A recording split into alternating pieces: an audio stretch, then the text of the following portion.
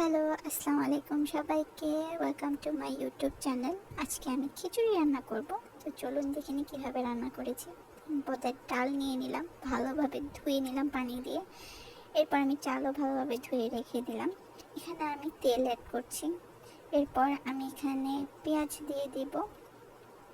পেঁয়াজটা কিছুক্ষণ হওয়ার পরে আমি এখানে দারচিনি, এলাচ দিয়ে দিব, সাথে তেজপাতাও দিয়ে দিচ্ছি। এরপর এটা একটু ব্রাউনিশ হয়ে আসলে আমি এখানে আমার ডালটা যেটা আমি ধুয়ে রেখেছি সেটা আমি অ্যাড করে দিলাম। একটু ভাজা ভাজা করে নিয়ে এখানে আমি আদা রসুন বাটা দিয়ে দিচ্ছি।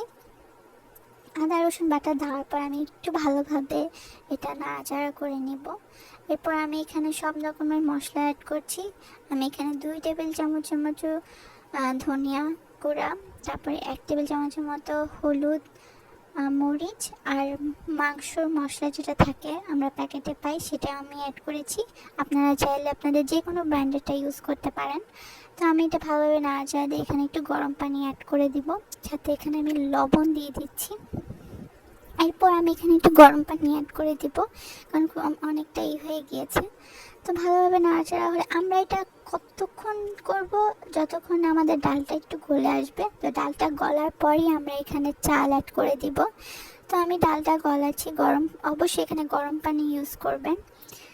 তো ডালটা গলে আসলে পরে আমরা এখানে চাল অ্যাড করে দিব। চালটা অ্যাড করে দেওয়ার পরে ভালোভাবে আমরা এটাকে একটু ভেজে নিব।